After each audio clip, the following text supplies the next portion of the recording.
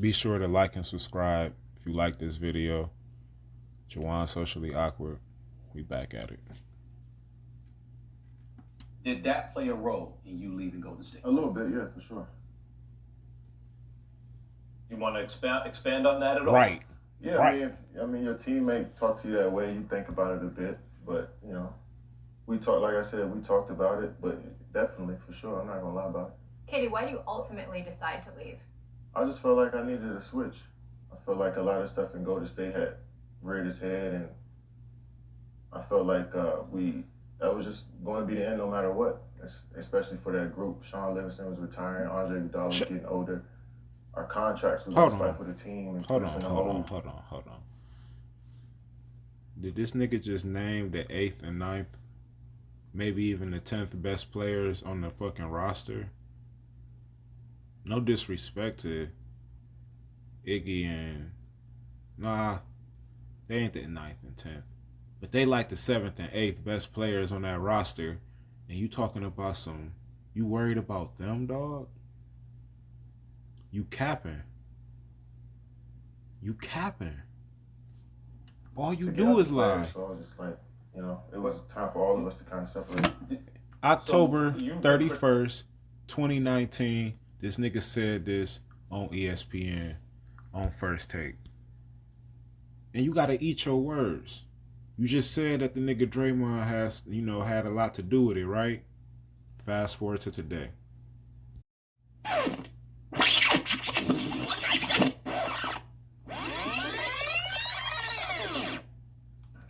First 9 years in OKC, and then you decide that you leave in OKC, and you ultimately decide to come to the Warriors, knowing that the scrutiny would be there, knowing that everybody would say the Warriors were this great team, but you still ultimately made the decision. Why was that? Was that driven by, I don't give a fuck what y'all think, this is good for me? Or was that just, was it strictly just a basketball decision? It was a basketball decision, but I knocked down the, not giving a fuck ladder with that too. You know what I'm saying? It kind of knocked down two birds with one stone with that. But it was mainly, I felt like I was the absolute perfect fit with what you guys were doing on both ends of the ball. And I knew my game had reached a point where I needed to really see what that looked like. And I thought that was just a no-brainer. I would do that shit a million times. And, again, I didn't second guess at all. And I knew that's what I wanted to do when I was going into these meetings. But I really just had to confirm, go through the process. But I knew from watching the games, just looking at interviews, just saying everything that y'all about. It's that's the way I wanted to play, and that's the way I need to go to, continue to keep getting better as a player. So once I tunnel vision on that, I knew everything would come afterwards, and it was just me going through that experience and see how I was going to deal with it. And shit, it went perfect. You didn't do 3 years there, 2 championships, would have been 3 as you now got hurt. Easily. But in my opinion, after year 2, you were over it. You were done with it, and you were on to the next thing. But we had the opportunity to three-peat. No, him saying he was over it. I want y'all to hear the responsibility that KD is willing to take. In my mind, what brought you back to Golden State for year 3 was just the opportunity to three-peat, but it didn't feel right for you no more. Am I right, wrong? That's interesting because a lot of people, that's just a talk around me. He don't answer the question. He just say that's interesting. Last 2 years, and I get what people are saying because before I got to Golden State, I was just happy-go-lucky, just bright-eyed to the experience, not knowing what was ahead. I ain't talking about the experience. First year, I knew exactly what we needed to do in order for us to win every night. Talk about what he just asked. I knew what my role was to the T. Teams before, I didn't quite know what my role was every night. Did I have to be the scorer? Did I have to be the facilitator? Did I have to get other guys involved? Did I have to make threes? I knew exactly what my role was, and I locked on it with so much focus and determination to not fuck around every day. And you seen it. From workouts to practices, shoot-arounds, film, I was super locked in, and it made people on the outside look at me like, hold on, is he enjoying this? When I dive into something like that, with that level of focus, I don't want to be anywhere else in life. That's the most enjoyable experience I ever had after that first one. If that was the case, I wouldn't have played 78 games that year. I would have just waited to the end of the season and try to play in the playoffs. I played every game. He's not answering the I question. went hard every day. I cared about every matchup, no matter who was on the floor.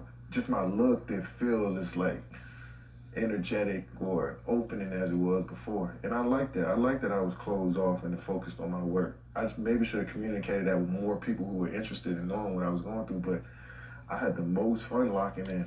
He was closed off because he knew in the back of his head he only went there to three-peat. Everybody seen it, but they only seen it after the second ring. They was able to kind of tell maybe after that first one, going into that second one. But after that second ring, they was like, he don't seem like he here for the long run. He ain't talking about 3 years down the road. He only talking about this year. When he first got here, he was talking about 3 years down the road. and completing the task. You know what I'm saying? Because I knew we was going to win every night. And it's rare to get to that point as an NBA player. Yeah. Knowing you're going to win every night. So I just try to focus in and stay in the moment more than anything. And for my own personal sanity, because I've been getting my ass kicked ever since you left.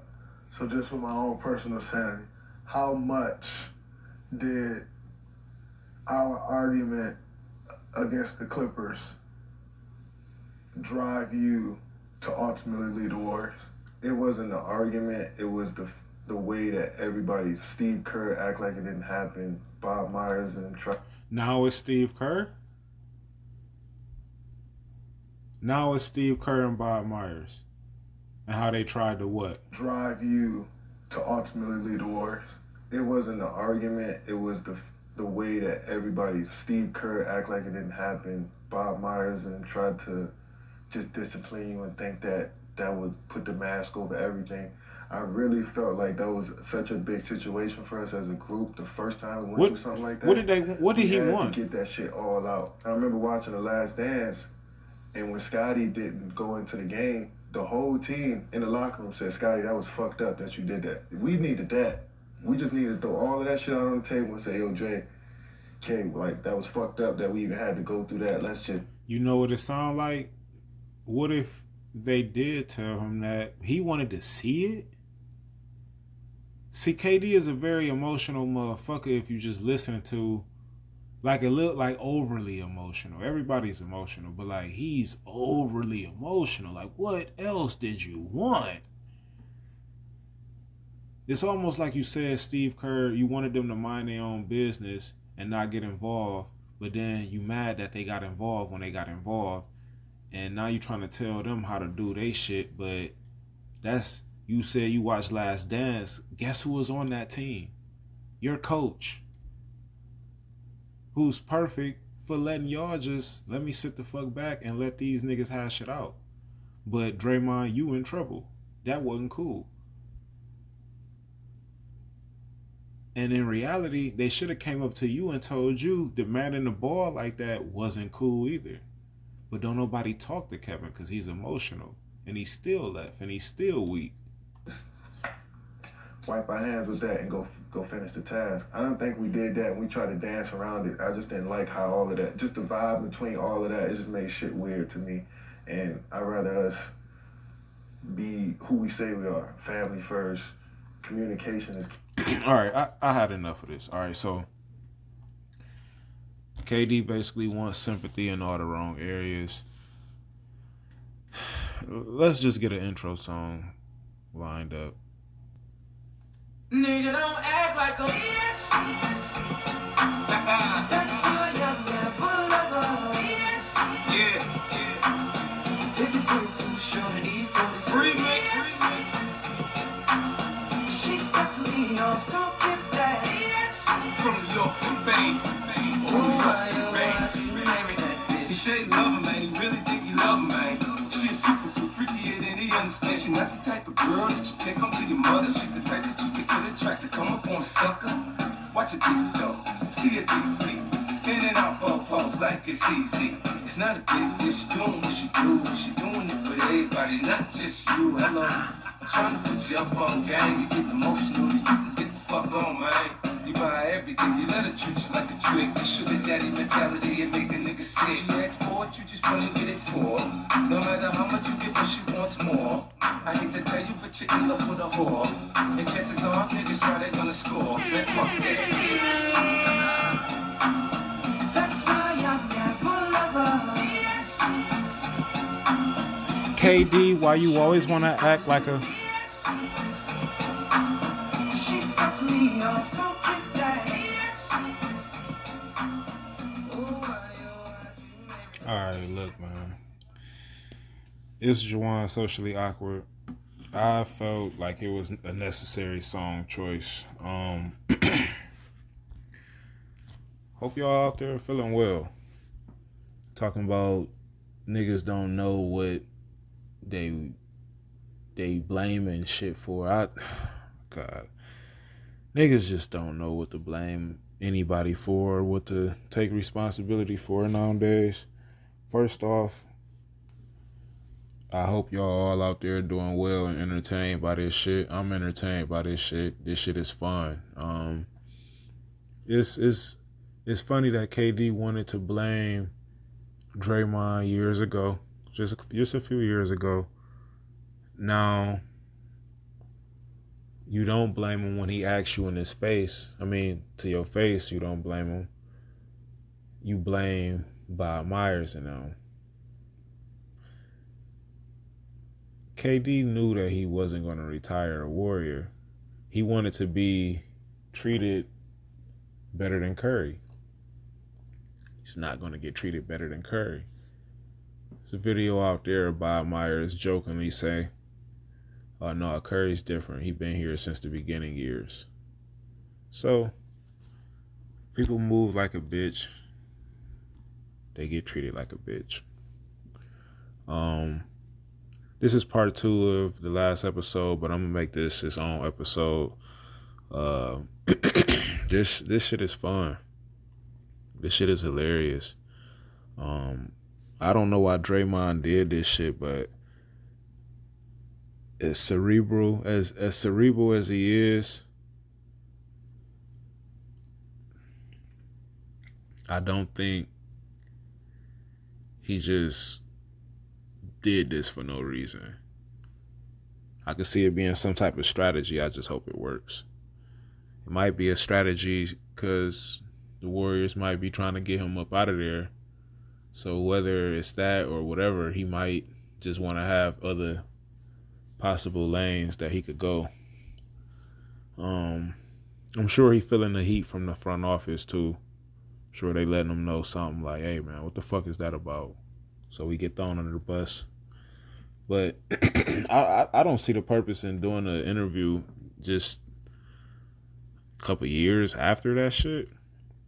It's not going to be honest. It just did views and that's dope, but nothing about that interview was honest. I could tell y'all that now. For starters, KD knew that he wanted to leave from jump. He just never wanted to be honest about it. He know that he felt sensitive about a lot of the shit that occurred, of course, but he won't say what he was jealous of, which is Curry. But that was the issue. That's like the main, like, did Curry even get mentioned in that interview?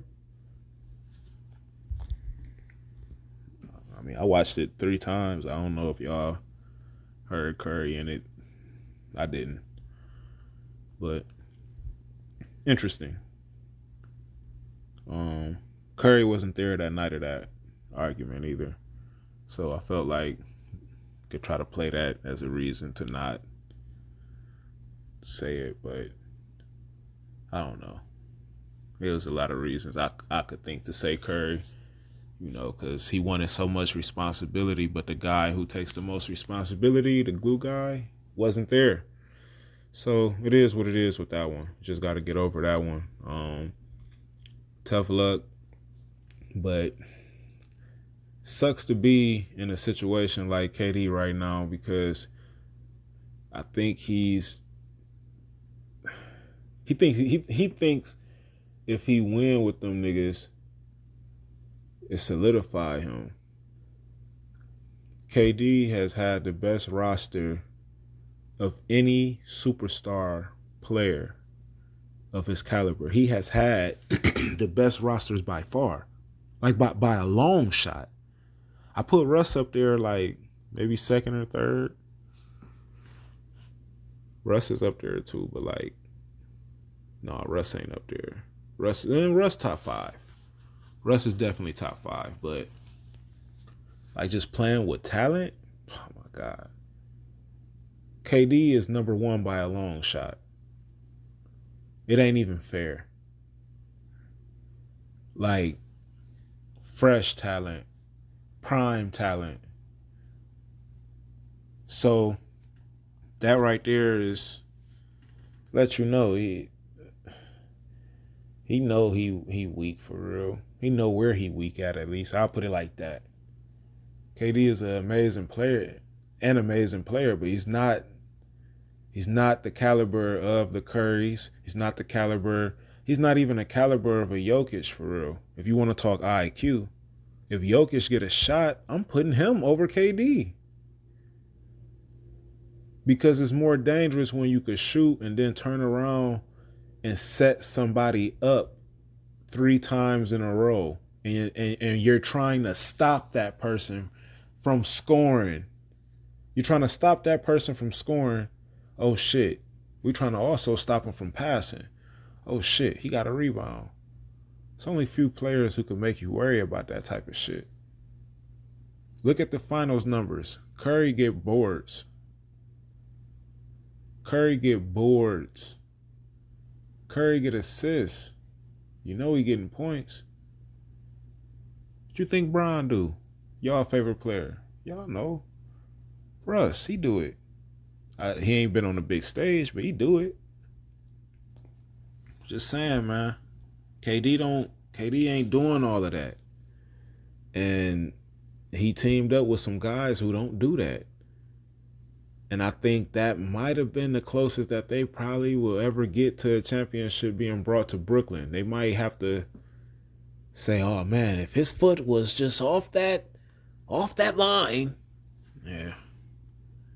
And if I hit $4 million, yeah, we all be rich, right? Shut the fuck up. It don't fucking matter.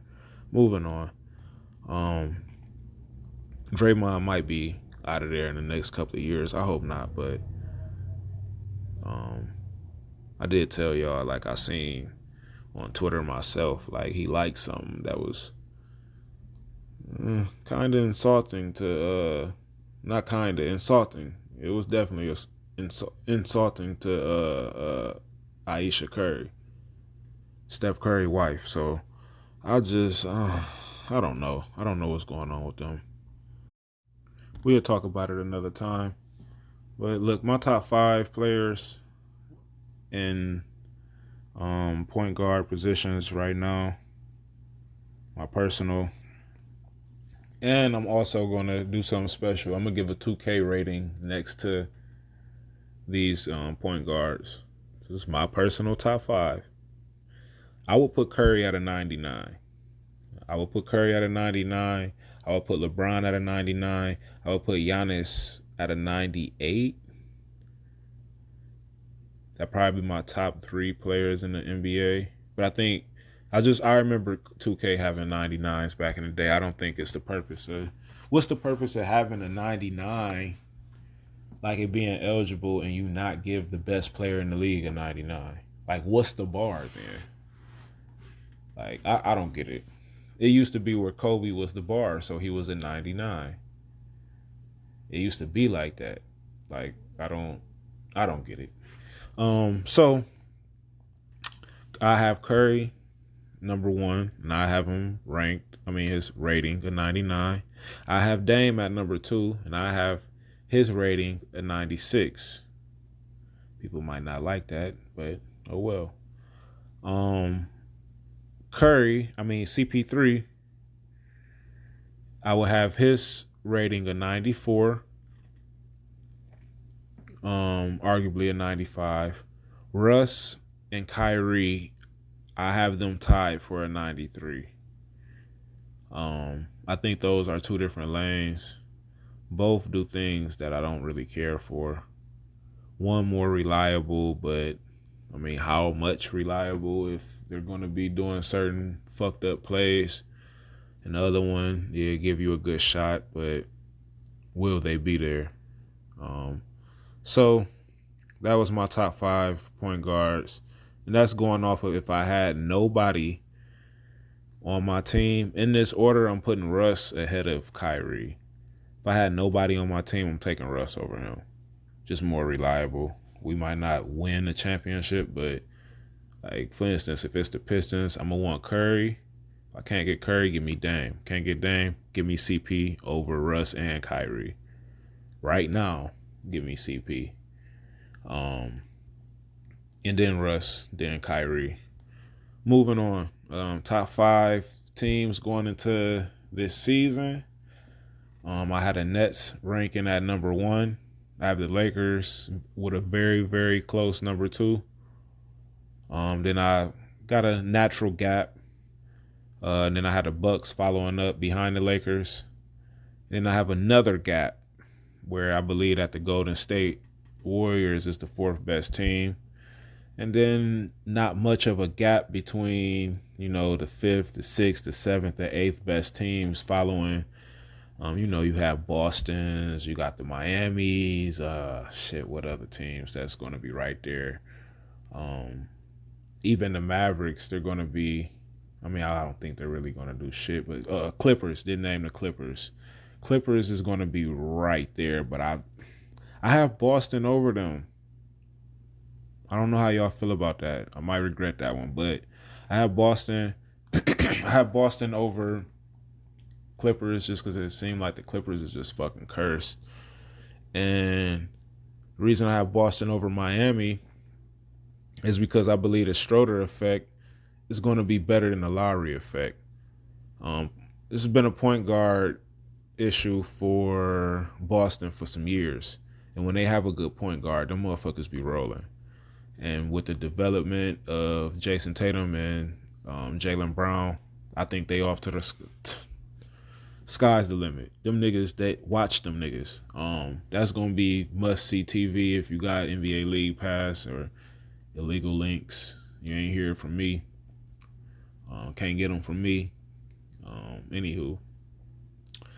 So, yeah, keep an eye out on this NBA season. It's gonna be dope, but I feel like Schroeder is going to be trying to earn that money. And I have my money on him getting that money, especially on a team like that where he could just set them up, get out the way, knock down good shots. He's going to be hella reliable. That's exactly what they need.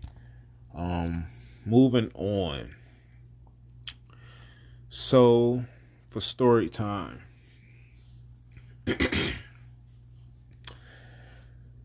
What story do I want to get the fans, man? Sadly, I feel like I ain't even worth giving stories nowadays, man, because too many of my old situations be listening to this shit. It's like, I feel like they just skipping through every fucking 10 seconds waiting on me to be talking about a bitch. They're like, oh, nope, he's still talking about Kendrick. Oh, nope, talking about Curry. Oh, nope, he's still talking about Kanye. Oh, nope, he talking about Draymond.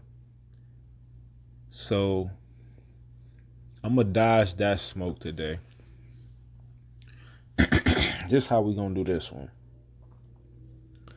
So, I got a hoop story. Me and my cousin, man, we stopped going up to this court.